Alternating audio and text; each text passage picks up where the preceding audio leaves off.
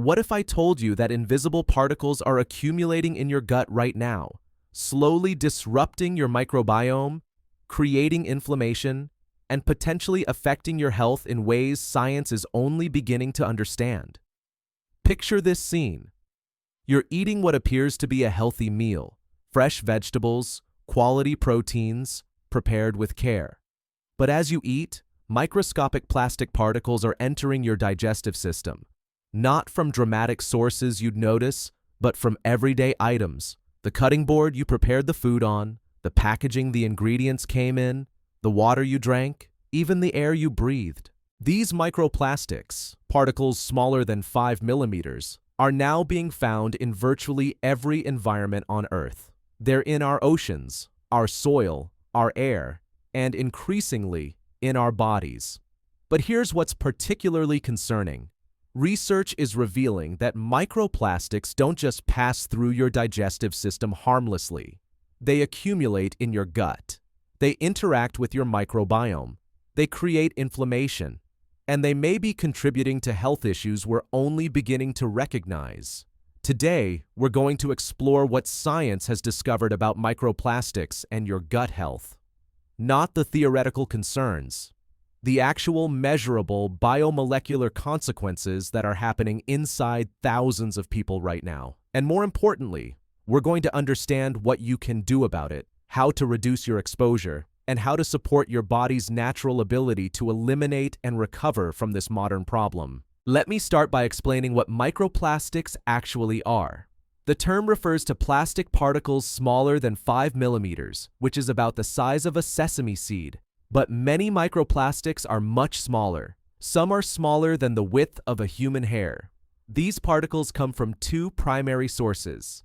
Secondary microplastics form when larger plastic items break down. Think of a plastic water bottle discarded into the ocean. Over time, sunlight, waves, and physical abrasion break that bottle into smaller and smaller pieces. Eventually, it becomes microplastics, or think of a synthetic fabric. Every time you wash it, microscopic plastic fibers are released and enter the water supply. Over years of washing, these accumulate into significant contamination. Primary microplastics are intentionally manufactured at microscopic size. These include microbeads that were once common in facial scrubs and toothpaste, tiny plastic pellets used in manufacturing, and plastic additives that end up in consumer products. Now, here's the crucial point. You're exposed to microplastics constantly throughout your day. When you eat food that's been packaged in plastic, when you drink water that contains microplastic particles, when you breathe air that has microplastic dust, when you prepare food on plastic cutting boards, when you use plastic utensils, even when you consume seafood, because microplastics have entered the food chain. But here's what most people don't understand. Once these microplastics enter your digestive system, they don't just pass through harmlessly. Research is showing they accumulate in your gut, and this creates a cascade of problems. Let me explain what happens at the microscopic level. Your gut isn't just a tube for digesting food. It's a complex ecosystem that contains trillions of microorganisms. Your gut microbiome. These bacteria, fungi, and other microbes play crucial roles in your health. They help digest food, produce vitamins, support immune function, regulate inflammation, and communicate with your brain through what's called the gut-brain axis. Here's what microplastics do to this ecosystem. When microplastics enter your gut, they physically interfere with your microbiome. They take up space. They create surfaces where microbes can attach, potentially disrupting the natural balance. Research has shown that microplastics can alter the composition of gut bacteria, reducing beneficial species while allowing potentially harmful species to proliferate. But the physical disruption is just the beginning. Microplastics also act like sponges for other toxins. They can absorb environmental pollutants like pesticides, heavy metals, and industrial chemicals. When these particle toxin complexes accumulate in your gut, they create a reservoir of harmful compounds that can slowly release toxins into your system over time. Additionally, microplastics themselves contain chemical additives used in plastic manufacturing. These include phthalates, which are endocrine disruptors that can interfere with hormone function, bisphenols like BPA and BPS, which can mimic estrogen in your body, and other chemicals that can leach out of the plastic and into your gut environment. Now, let me explain the inflammatory response. Your immune system recognizes microplastics as foreign invaders. When these particles interact with your gut lining, your immune system mounts an inflammatory response. This isn't dramatic inflammation you'd immediately notice as pain or discomfort. It's low-grade, chronic inflammation that's subtle but persistent. Chronic inflammation in your gut creates several problems. It can damage the gut barrier, that protective layer of cells that normally keeps harmful substances from entering your bloodstream. When this barrier becomes compromised, a condition called leaky gut, toxins and undigested food particles can enter circulation. This triggers systemic inflammation, not just in your gut, but throughout your body. This systemic inflammation has been linked to numerous health issues: insulin resistance and metabolic dysfunction, immune system dysregulation, brain fog and cognitive issues, joint pain, skin problems, mood disturbances. All of these can be connected to chronic gut inflammation, which microplastics can contribute to. Let me explain what research has discovered about the specific effects on gut bacteria. Scientists have been studying how different types of microplastics affect the microbiome. Some plastics have been found to be particularly disruptive to beneficial bacteria like lactobacillus and bifidobacterium, which help maintain healthy digestion and support immune function. When these beneficial microbes are reduced, opportunistic pathogens can multiply. Additionally, research has shown that microplastics can alter the production of short-chain fatty acids. These are compounds produced when gut bacteria ferment fiber. Short-chain fatty acids like butyrate are crucial for gut health. They provide energy to the cells lining your colon, reduce inflammation, and support healthy immune function. When microplastic exposure disrupts this production, your gut health suffers. Here's another concerning finding. Research suggests that microplastics can affect gut motility, the muscular contractions that move food through your digestive system. When microplastics accumulate and create inflammation, this can slow down or disrupt normal gut movement.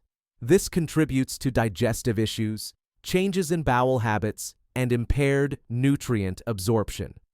Now, let me address what this means for your body systems beyond just your gut. Everything is connected.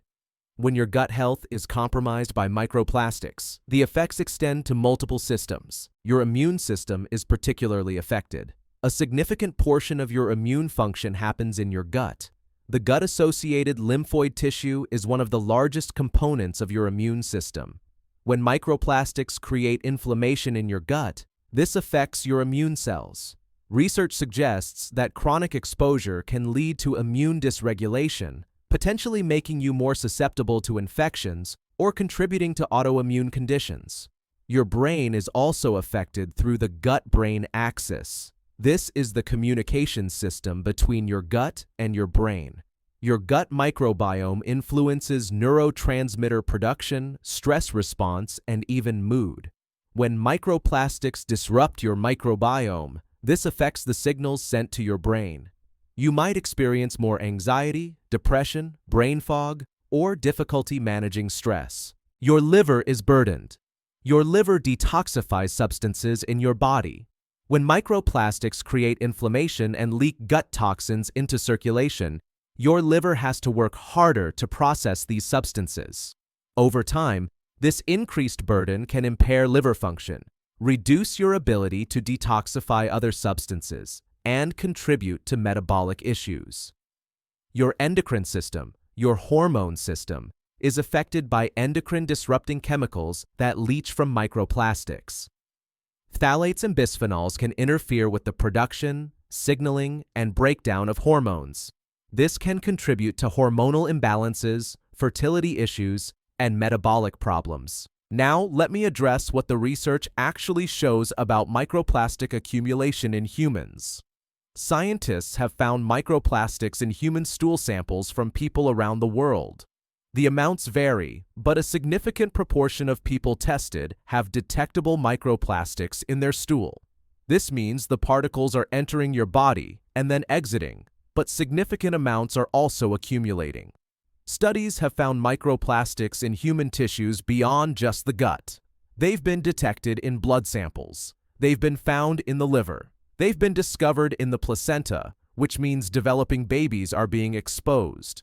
They've even been detected in lung tissue, showing that inhalation is a significant exposure route. The concern isn't just what we're finding now, it's the cumulative effect over decades. If you're ingesting microplastics every day, and these particles are accumulating in your tissues, what's the long-term health impact? Here's what you need to understand. We don't have decades of research on chronic microplastic exposure in humans. This is a relatively new area of study. But what we do know from animal studies and from our understanding of inflammation and toxicity suggests that chronic accumulation could contribute to various health issues over time. But here's the crucial message. This isn't meant to create fear or panic. This is meant to inform you so you can make choices that reduce your exposure and support your body's ability to handle what it's already accumulated. Let me explain practical strategies for reducing your microplastic exposure. The first principle is to reduce plastic use wherever possible, especially for food and water contact. For food storage, switch from plastic containers to glass or stainless steel. Glass containers are completely inert. They don't leach anything into your food. They're dishwasher safe, reusable, and can last for decades. Stainless steel is also excellent. It's durable, non-reactive, and doesn't introduce any particles or chemicals into your food. For food preparation, replace plastic cutting boards with wooden or bamboo options. High-quality wooden cutting boards have natural antimicrobial properties. They don't release microplastics into your food. They're actually more hygienic when properly cared for than plastic boards. The key is to keep them clean and dry to prevent bacterial growth. Avoid using plastic cooking utensils. Instead, use wood, silicone, or stainless steel. When you use plastic utensils at high temperatures, especially when cooking, you're more likely to release microplastics and plastic chemicals into your food. For water consumption, invest in a high-quality water filtration system for your home. Many municipal water supplies contain microplastics. A good filter can significantly reduce your exposure. Alternatively, use glass or stainless steel water bottles instead of plastic ones. This reduces both your drinking water exposure and your environmental contribution. For food packaging, choose fresh foods when possible rather than packaged foods. When you do need to purchase packaged foods, look for items packaged in paper, glass, or metal rather than plastic. Be aware that many foods come wrapped in plastic even when the outer package isn't plastic. Be particularly careful with hot food and plastic contact. Heat increases the leaching of chemicals from plastic. Never microwave food in plastic containers. Instead, use glass or ceramic dishes. Don't put plastic containers in the dishwasher if they're going to be used for food storage, as the heat and chemicals can degrade the plastic. For beverages, avoid drinking hot beverages from plastic cups or containers. If you're getting coffee or tea to go, use your own stainless steel or ceramic travel mug rather than the disposable plastic-lined cups. When it comes to seafood, understand that fish and shellfish can accumulate microplastics from their environment. This doesn't mean you should never eat seafood, as it provides valuable nutrients like omega-3 fatty acids. But choose your sources carefully. Wild-caught fish from cleaner waters generally have lower microplastic levels than farmed fish or fish from polluted waters. Now, let me address what you can do to support your body in processing and eliminating microplastics that are already in your system. This is where supporting your elimination systems becomes crucial. Support your liver function. Your liver processes many of the toxins that accompany microplastics. Eat plenty of cruciferous vegetables like broccoli, cabbage, and Brussels sprouts. These contain compounds that support liver detoxification. Include foods rich in sulfur, like garlic and onions. Stay well hydrated with clean water to support liver function. Support your gut microbiome. Feed beneficial bacteria with prebiotic fiber from fruits, vegetables, and whole grains.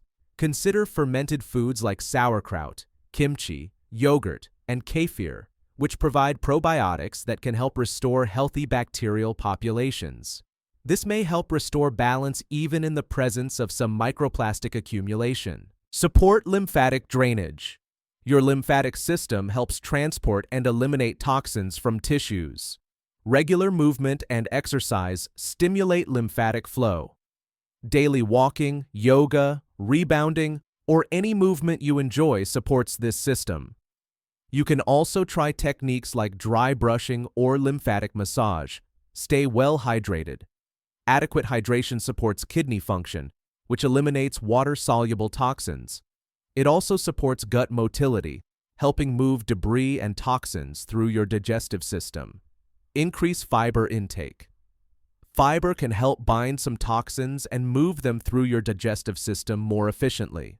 This includes both soluble fiber from oats, barley, and legumes, and insoluble fiber from whole grains and vegetables.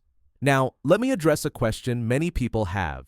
Can you actually eliminate microplastics that are already in your body? The honest answer is that we don't have complete research on this yet. However, some approaches may support elimination.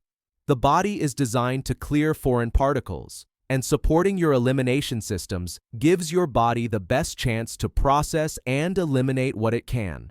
Chlorella, a type of algae, has been studied for its ability to bind various toxins.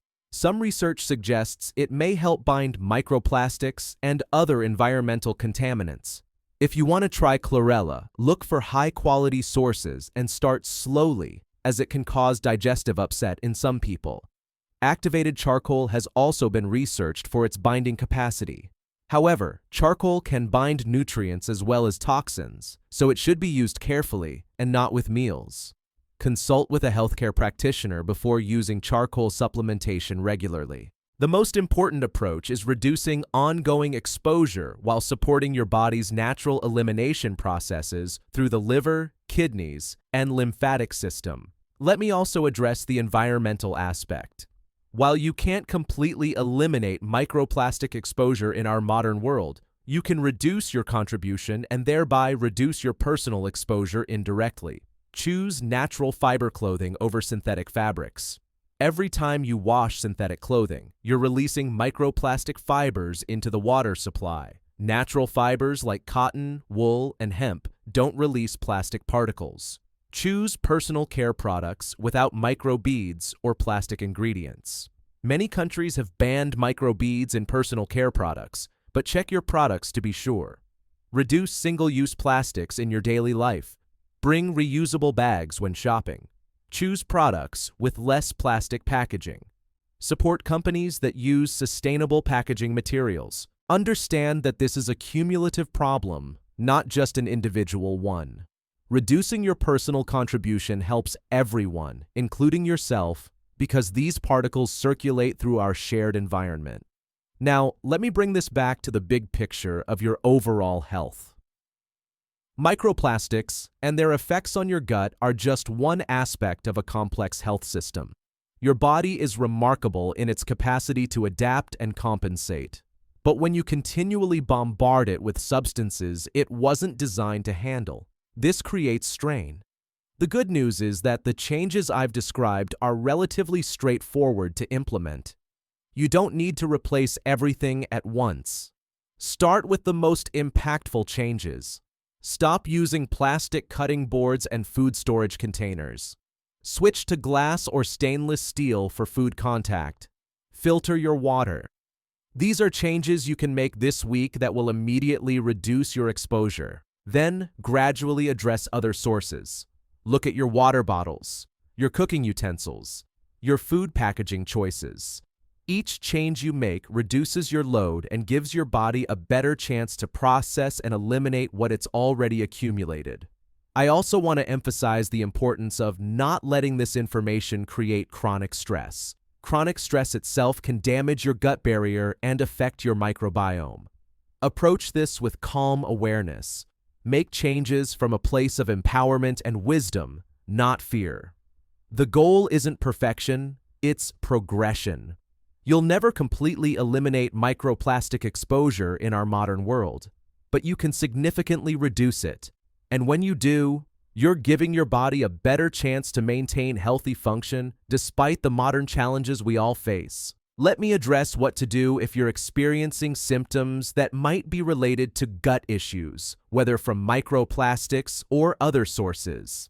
If you have persistent digestive problems, inflammation, immune issues, or other health concerns, work with a healthcare professional who understands gut health. Consider functional medicine practitioners, nutritionists, or gastroenterologists who approach gut health holistically. Testing can sometimes help.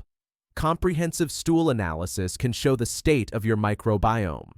Inflammatory markers can show systemic inflammation. These tests can guide targeted interventions. But in many cases, the interventions we've discussed, reducing plastic exposure, supporting elimination, improving gut health through diet and lifestyle, can make significant differences even without extensive testing. Let me also address the holistic connections here. Your gut health affects everything. When you improve your gut health by reducing microplastic exposure and supporting your microbiome, you're improving immune function, brain function, hormonal balance, and metabolic health. These improvements compound over time. Additionally, the lifestyle changes that reduce microplastic exposure often align with other healthy practices. Using glass containers encourages preparing fresh food at home, which generally means better nutrition. Using natural fiber clothing might encourage you to choose natural products in other areas of life.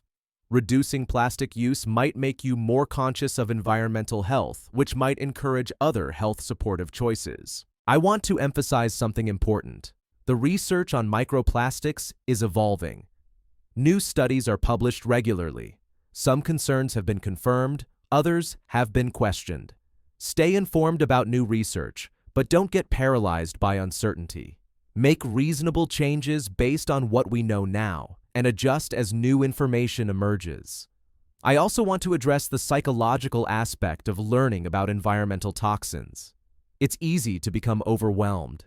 There are so many sources of potential concern in our modern world. But here's a perspective that helps. Focus on the factors you can control. You can't control everything, but you can control many of the sources of microplastic exposure we've discussed. When you take actions to reduce your exposure, you're taking control of an aspect of your health that's entirely in your hands. Remember also that health is multifactorial. Microplastic exposure is one factor, but you also need to consider nutrition, sleep, stress management, movement, social connection, purpose, and joy. Don't become so focused on avoiding microplastics that you lose sight of the bigger picture of holistic well-being. In terms of priority, I'd suggest focusing first on the food and water contact sources. These are likely to be the largest contributors to microplastic ingestion. Plastic cutting boards, food storage containers, water bottles, and food packaging represent some of the highest exposures. Address these first, and you've made significant progress. Then, address other sources as you're able.